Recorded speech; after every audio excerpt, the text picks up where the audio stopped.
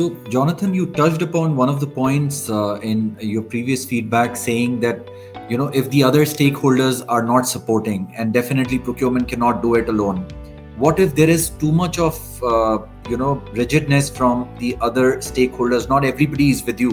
What do you do in that case as a procurement professional? How do we engage to kind of bring in sustainability element?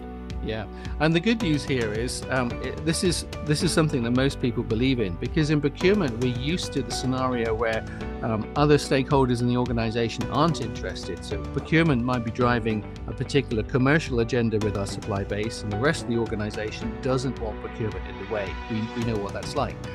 When it comes to sustainability, though, most people get it. Most people want to be working for an organization that's driving change. You don't get resistance. You get very few people saying, "I don't believe in this. We're not gonna believe climate change is real." There's a handful of people that say that, but on the whole, everyone says, "Why are we not doing something?" So the good news is procurement has support.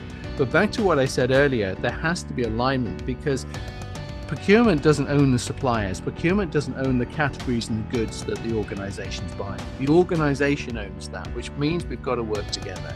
So if the organization sets out some goals, and maybe the organization says we're going to halve our emissions by 2030 in line with COP28 summit objectives here, then to do that, you're going to have to look in your supply base and look at what we call our scope 3 and some of our scope 2 emissions within the supply base.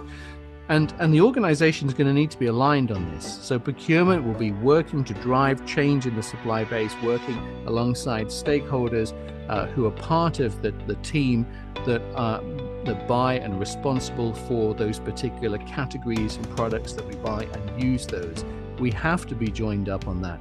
And the only way we can do that is to work together. So cross-functional teams, real visible executive leadership that sets the goals and the direction here, participation so everybody's involved, and really strong communication across the business in terms of this is what we're heading for and this is how we're progressing. So you can work to get people involved, but the good news is actually people are already wanting this. So people are pretty aligned already.